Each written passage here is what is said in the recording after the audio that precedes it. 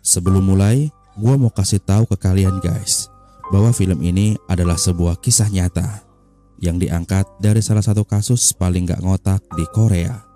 Jadi simak baik-baik video ini sampai habis, supaya kamu bisa ambil banyak pelajaran dari film ini, terutama buat kamu para gadis-gadis SMA. Dan inilah alur cerita film Han Gong-ju.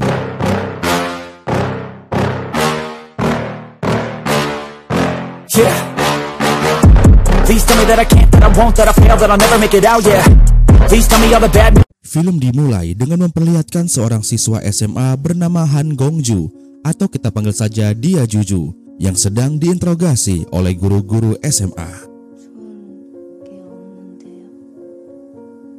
Setelah sidang dan keluar dari sekolah, Juju pun kembali ke rumahnya dan mengemasi barang-barangnya. Tidak sendirian, dia dibantu oleh seorang guru bernama Lee Nando. Diketahui selama ini Juju tinggal sendirian di tempat ini karena ternyata orang tuanya sudah bercerai. Setelah selesai berkemas-kemas, mereka pun pergi ke daerah lain dengan menggunakan kereta api.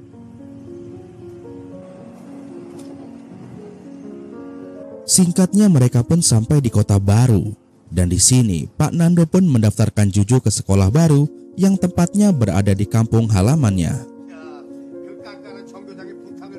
Ketika sedang makan siang, Pak Nando pun menyuruh Juju agar tinggal di rumah ibunya Pak Nando saja. Tak lupa, Pak Nando juga memberikan Juju handphone baru, yang mana di dalam handphone tersebut ada nomor Pak Nando dan juga bapaknya Juju.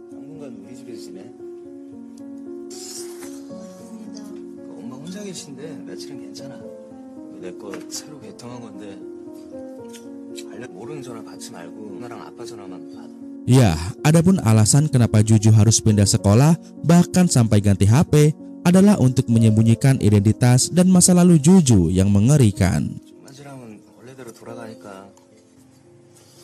Keesokan harinya, Juju pun mulai bersekolah di sekolah barunya.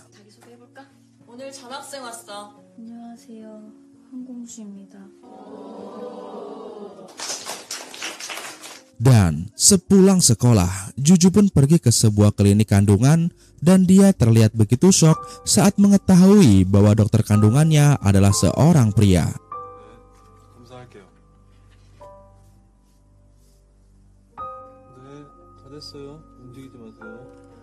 Begitu juga ketika Juju pergi ke sebuah warnet.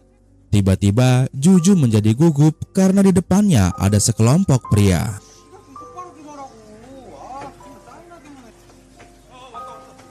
Diketahui ternyata Juju mengalami trauma berat pada pria karena masa lalu Juju yang dihinakan oleh banyak pria.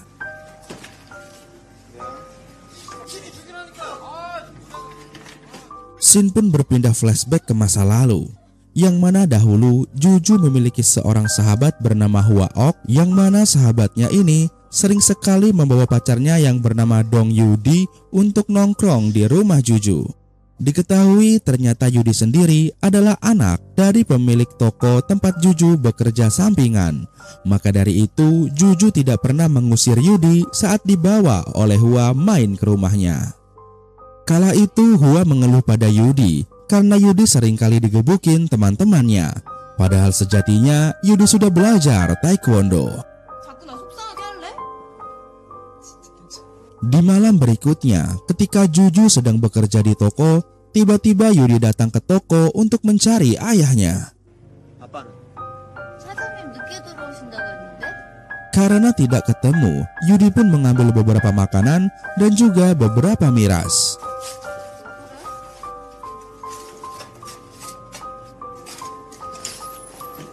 Dan dari kejauhan, Juju memergoki Yudi yang ternyata sedang diganggu oleh sekelompok geng SMA. Tak terasa hari semakin larut malam. Juju pun memutuskan untuk pulang ke rumah bersama Hwa. Namun di tengah jalan, tiba-tiba Hwa mengeluh bahwa akhir-akhir ini dia sering merasa tidak enak badan dan juga sering mual ketika mencium bau makanan.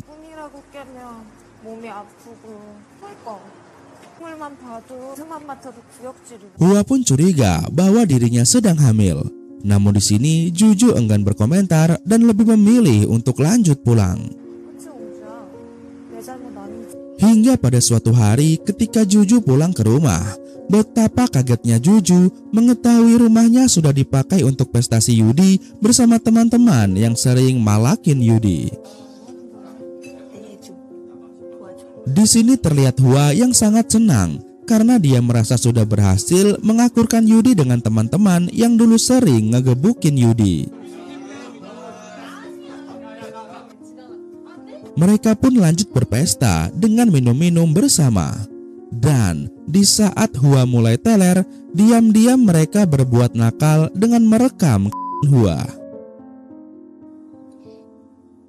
Tak hanya merekam video, di sini mereka pun menyuruh Yudi untuk melakukan ritual haram. Namun Juju langsung mencegahnya. Ya, 너네 이제 그만 가. 가라고. Karena kesal sahabatnya diganggu, Juju pun mengusir mereka semua. Bahkan dengan beraninya, Juju juga menyuruh mereka agar tidak mengganggu Yudi lagi. Namun ternyata perkataan itu membuat Minho si ketua geng jadi tak terima. Minho pun menyuruh anak buahnya untuk mematikan lampu, serta dia juga menyuruh Yudi untuk mengatakan siapa dirinya sebenarnya.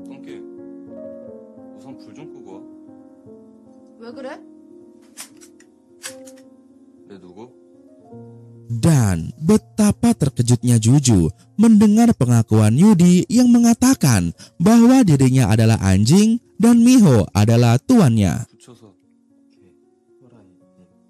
Dan dengan bangganya, di sini Minho juga berkata bahwa dia pernah merudal Yudi karena ternyata Minho juga suka main pedang-pedangan. Tak sampai di situ, mereka pun sampai ngegebukin Yudi serta nembakin Yudi dengan strapless tembak.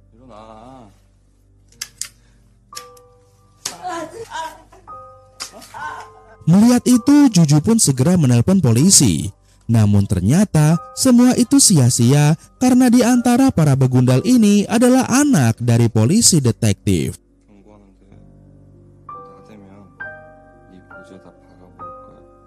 Di malam berikutnya, lagi-lagi rumah Juju dipenuhi oleh para berandalan. Tapi kali ini jumlahnya semakin banyak. Mereka pun berencana pengen ngerjain Juju dengan memasukkan bubuk ke dalam sebuah minuman, lalu menyuruh Yudi untuk memberikan minuman itu pada Juju. Tentu saja awalnya Juju menolak, namun karena terus didesak, setelah meneguk minuman haram itu, Juju pun jadi teler. Dan di sini mereka semua pun mulai merudal Juju dan Hua ganti-gantian sambil mengenakan topeng monyet. Beberapa waktu kemudian, ayahnya Juju pun datang. Dan betapa kagetnya dia melihat anaknya dipermalukan seperti ini.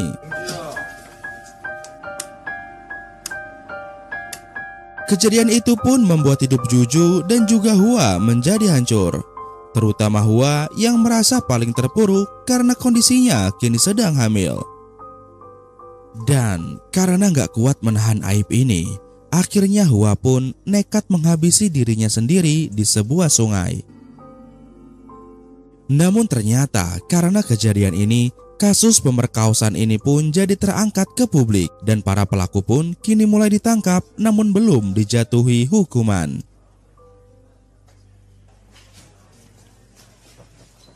Karena hal inilah akhirnya Pak Nando membawa Juju pindah ke sekolah lain.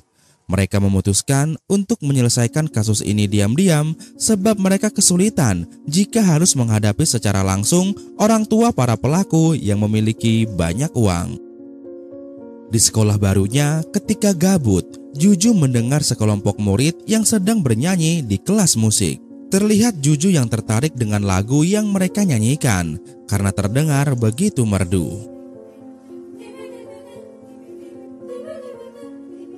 Ketika sedang di kamar mandi sekolah, Juju pun menyanyikan kembali lagu yang tadi dia dengar. Dan Tanpa sengaja, ternyata suara Juju didengar oleh ketua grup vokal yang bernama Eunhee alias Annie.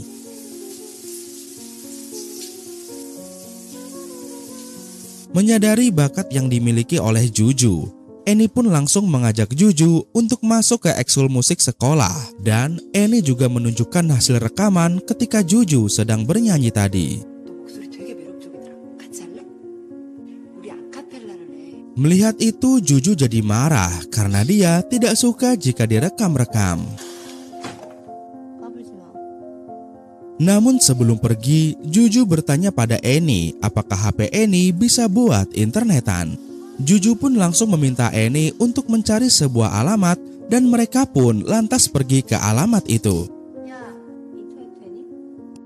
Di perjalanan, Annie pun bertanya sebenarnya mereka mau pergi kemana. Dan dengan santainya, Juju berkata bahwa dia ingin menemui seorang pengkhianat. Setelah sampai, Juju pun mengatakan bahwa dia akan pergi menjumpai orang itu sendirian dan Annie pun diminta untuk pulang saja. Di sini ternyata Juju pergi untuk menjumpai ibunya yang ternyata dahulu pernah meninggalkan keluarga hingga Juju pun menganggap ibunya sebagai pengkhianat. Juju pun menceritakan apa yang dia rasakan saat ini. Berharap bisa dapat pertolongan atau bantuan dari sang ibu.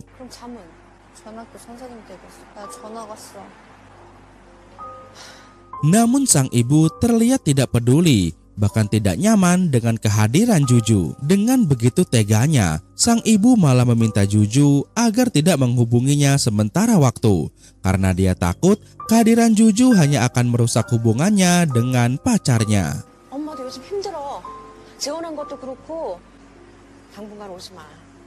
Ibu pun memberikan nomor handphone barunya kepada Juju. Lalu dia pergi meninggalkan Juju begitu saja karena ternyata kekasihnya sudah datang.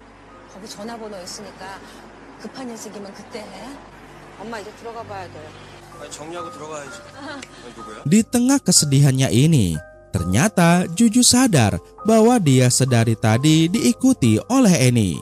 Dan Juju pun sangat marah dengan yang dilakukan oleh Annie. Keesokan harinya ketika Juju sedang renang, Annie pun datang dan memberikan Juju minuman susu sebagai wujud permintaan maaf.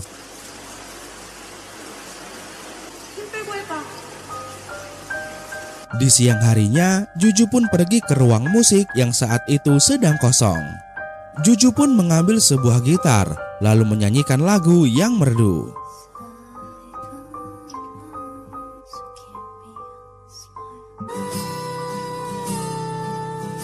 Di saat yang bersamaan, Annie pun datang bersama teman-teman musiknya. Dan di sini mereka semua terpesona mendengar suara Juju yang begitu merdu.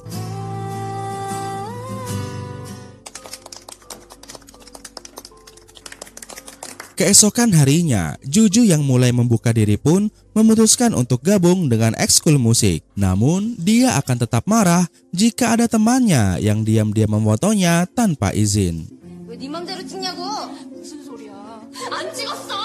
Hingga di suatu waktu, Annie pun menunjukkan hasil rekaman yang dia shoot saat Juju bernyanyi. Dan bukan hanya itu, bahkan Annie juga sudah mengirimkan rekaman video itu ke produser hingga sang produser saat ini ingin bertemu dengan Juju.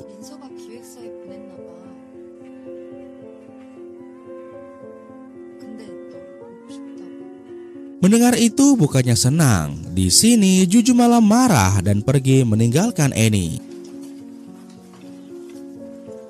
Setelah lama bertengkar, Juju pun mengajak Annie untuk menginap di tempatnya. Layaknya sesama perempuan yang baru puber, Annie pun bertanya pada Juju apakah Juju pernah berciuman.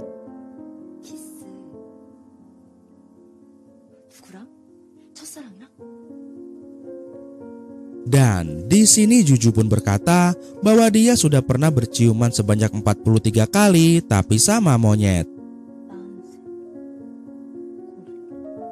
Mendengar itu, Annie pun tertawa dan mengira Juju sedang bercanda. Keesokan harinya di sekolah, mereka pun merekam ulang video Juju bernyanyi untuk dijadikan sebuah video klip. Namun tiba-tiba saja handphone Juju berbunyi karena ditelepon oleh ayahnya. 공주 아빠. Mereka pun bertemu di sebuah kedai, dan di sini sang ayah memberikan selembar kertas pada Juju untuk ditandatangani. Namun baru saja Juju mau membaca kertas itu, sang ayah malah melarangnya. Dan sang ayah pun pergi sambil berkata seperti ini.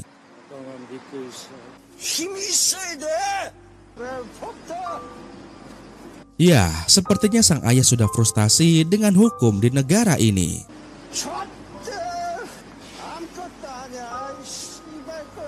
Keesokan harinya, Eni pun mengabarkan bahwa perusahaan label musik menerima video demo yang mereka kirim kemarin.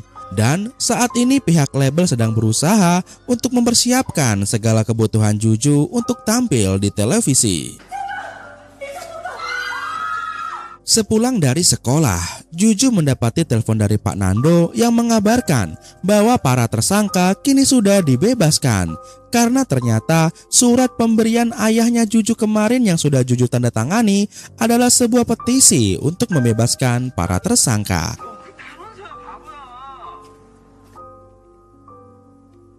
Keesokan harinya, Juju mendapat surprise dari teman-temannya. Di sini mereka menunjukkan video Juju yang diam-diam sudah mereka upload dan mendapatkan banyak viewers. Melihat itu bukannya senang, di sini Juju malah marah-marah dan meminta videonya dihapus saja.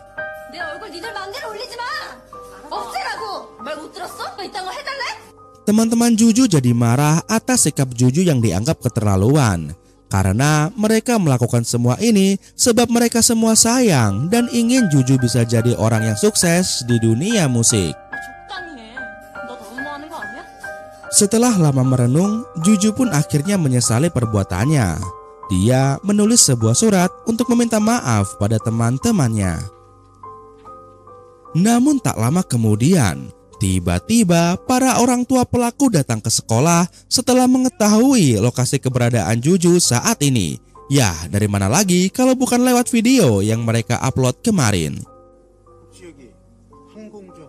Dan dengan gak tahu dirinya, si emak-emak Kima ini malah menyerang Juju.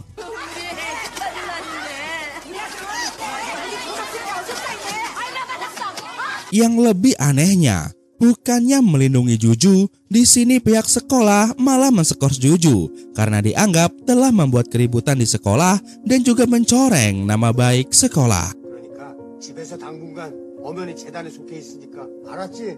Akibat hal itu, Juju pun memutuskan untuk pergi dari rumah orang tua Pak Nando karena tak ingin jika ibunya Pak Nando kecipratan masalahnya juga.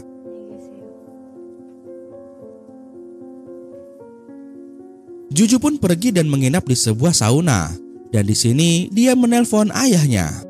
Namun sepertinya sang ayah sudah tidak terlalu peduli dengan kasus putrinya, dan dia berkata bahwa dia sudah menyelesaikan semuanya.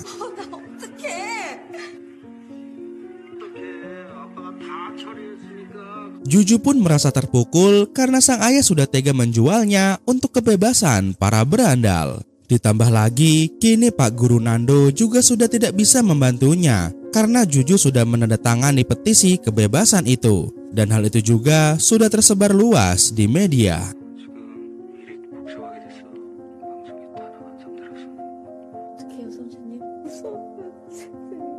Juju pun merasa sudah tidak ada lagi yang peduli dengannya di dunia ini. Dan dia benar-benar sudah tidak memiliki tempat untuk pulang. Dan karena merasa putus asa, Juju pun pergi ke jembatan tempat sahabatnya Hua mengakhiri hidupnya. Dengan mengumpulkan semua tekad, Juju pun melompat ke laut dari atas jembatan tersebut. Namun tentu saja Juju tidak koit karena dia bisa berenang. Dia melakukan semua ini hanya untuk membuang sial dan kini dia siap untuk memulai hidupnya yang baru. dan film pun tamat. Nah, seperti itulah kisahnya guys. Gimana menurut kalian? Kira-kira pelajaran apa yang kalian dapat dari film ini guys? Terus di kolom komentar ya, kasih tahu gue. Baiklah teman-teman, sepertinya sampai sini dulu aja video kita kali ini. Masih bersama gua Ren, ya pastinya di Sensasi Trends. Akhir kata untuk menghemat kuota, sampai jumpa lagi di video Sensasi Trends berikutnya. Bye-bye. Nah, I ain't a quitter.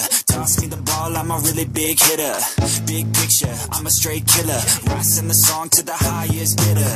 Got juice, got gas, I'ma move fast. New shoes, new tracks, like who's that?